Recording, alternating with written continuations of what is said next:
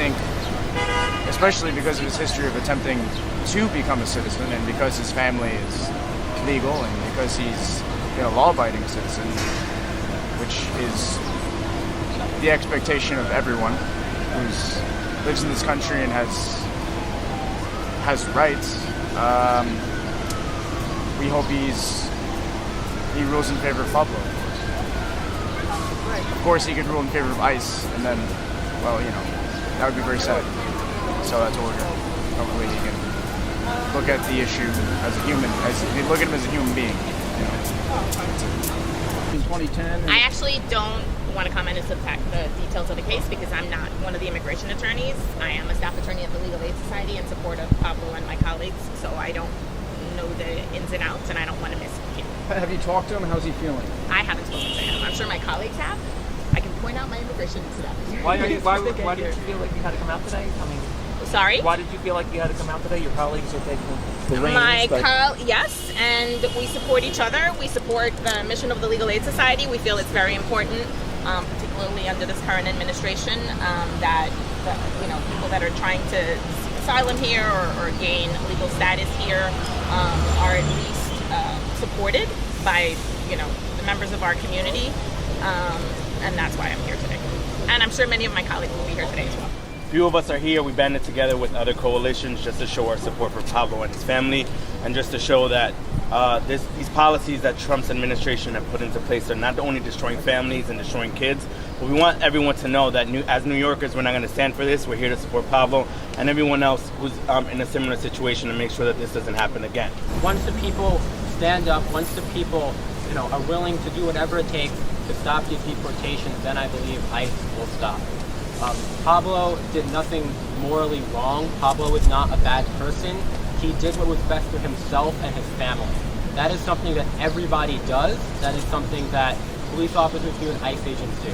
They have to do what's best for themselves and their family. But when people are undocumented, when people are brown in this country, that it is criminalized. It is not okay, because it is part of this system that wants to keep these people down and keep power with the capitalist bourgeoisie class. So that is why we are standing here today, and this is just one case of many. There are many people who have experienced what Pablo has gone through, and we will not stop until they are all free and can live without fear. I just want to point out as well the way that this government and ICE actually for quite a long time, even before this administration, uses detention as a form of torture. We've seen the pictures of the way children are treated. We've seen the ACLU report about the way that children were systematically tortured, denied adequate medical attention, denied humane conditions in the custody of Department of Homeland Security.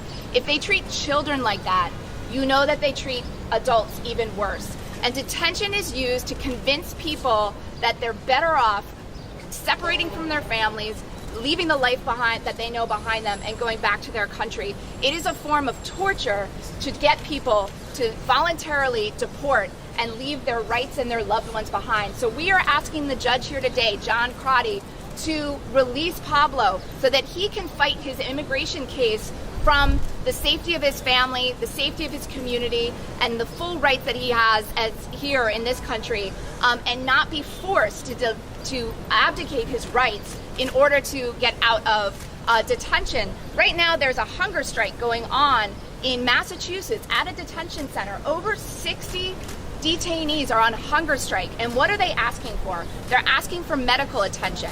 They're asking for decent and nutritious food. They're asking for lower commissary prices so that they can, and phone prices so they can contact their family. People are on hunger strike because, not even to get out of detention, but just because of the conditions. These are the conditions that ICE subjects people to, and it's not just since the Trump administration. This has been going on for decades. Holding people in cold rooms, holding people without proper medical and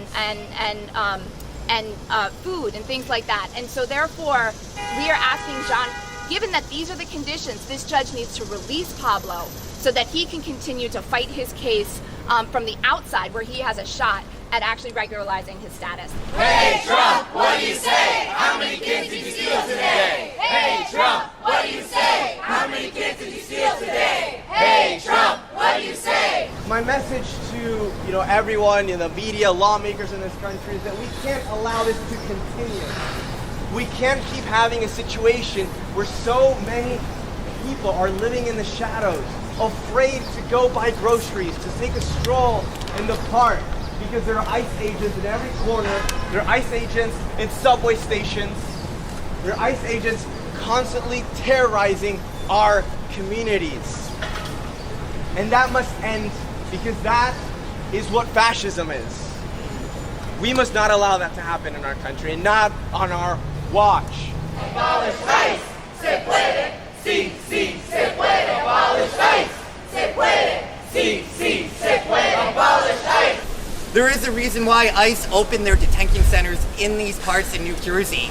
They know that they can easily and quickly round up immigrants and send them straight to the Newark airport, which is just minutes down the road from where these detention centers are located. Pablo was sent to the Hudson County Correctional Facility. This is one of the worst immigrant detention centers in the entire United States. 6 people have died there, 4 from suicides in the past year. Numerous human rights groups have gone inside this detention center and found that detainees were being fed raw food, that their cells, the water would run out, that they were being given no access to exercise or an outdoor space, that they were being sent to solitary confinement as a punishment just for speaking up against the really poor conditions. Even more disturbingly, Hudson County contracts with ICE, and ICE pays them $120 per night per bed. So they are making profits off of separating families and detaining immigrants. And we are telling our counties in northern New Jersey, you will not use blood money to fund our counties. If you do businesses with ICE, you will not do business as usual. And we have actually shut down our county meetings several times. And we hope to go back more and more, and we're not gonna stop until all of these immigrant detention centers close. So if you want to get involved, I will second what the previous speaker said. Get involved in a group. We can't do this alone. Over 460 parents have been deported without their children, and with the deadline just days away, the government is now saying that over 900 parents are not eligible for reunification because they supposedly signed forms written in English without the advice of a lawyer that gave up their right to reunification. These stories are connected. These fights are far from over. And the breathtaking cruelty exhibited by this racist campaign of deportation, it knows no bounds. I'm sure many of you heard there was an ICE agent at the border that while taking away a child, a young girl from her mother, told the mother, do they celebrate Mother's Day in Guatemala? Happy Mother's Day.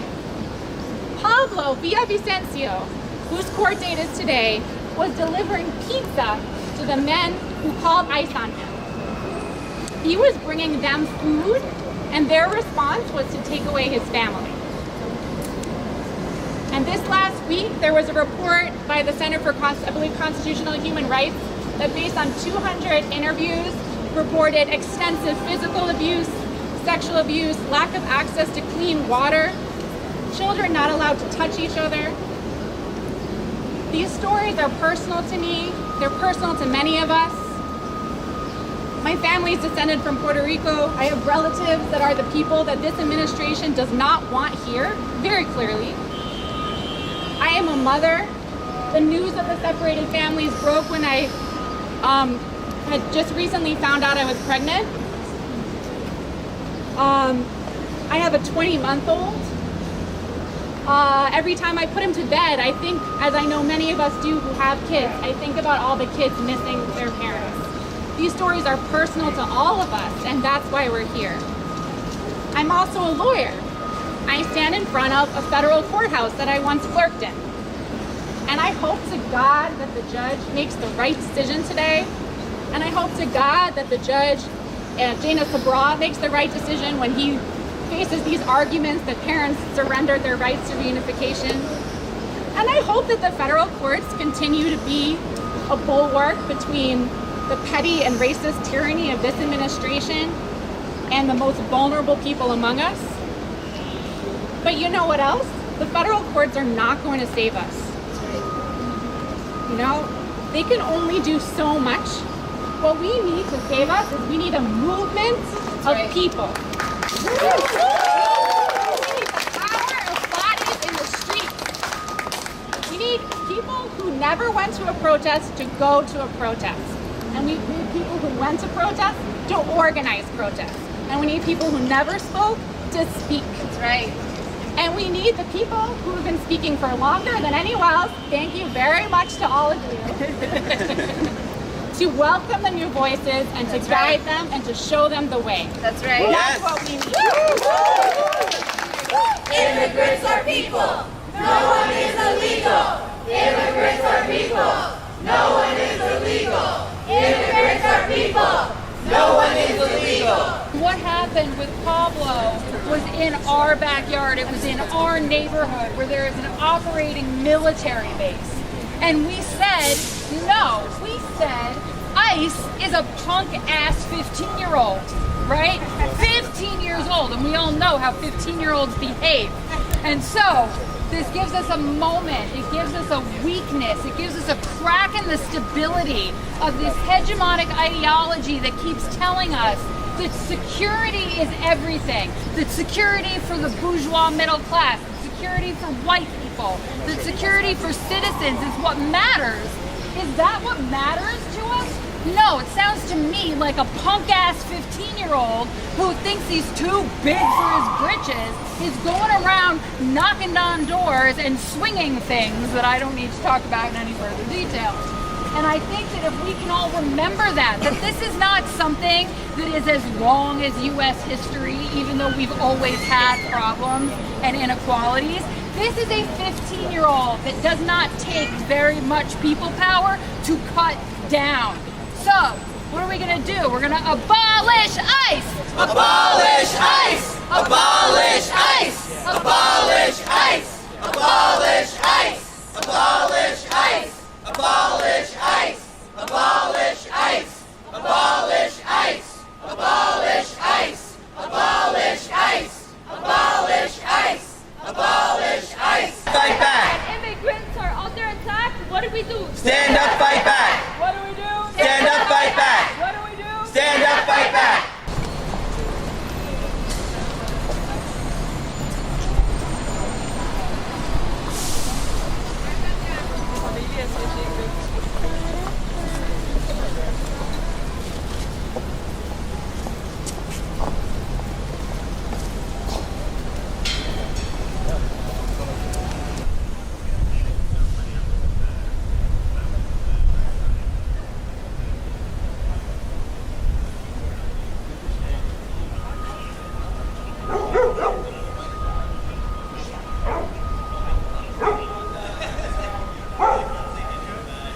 Remain hopeful that Pablo will be back with his family very shortly. We don't have more of a statement at this time. We'll take a few questions and then that's going to be it. After 54 days, I mean, how long is this family expected to wait? Could we be here indefinitely, and do we start the whole process over in New Jersey? Well, I think that gets to some of our legal arguments, is that we shouldn't be here indefinitely. We shouldn't be here at all. Pablo should be home with his family. Speaking to the mic. I think that's the point of our argument. So hopefully there'll be a decision fairly shortly.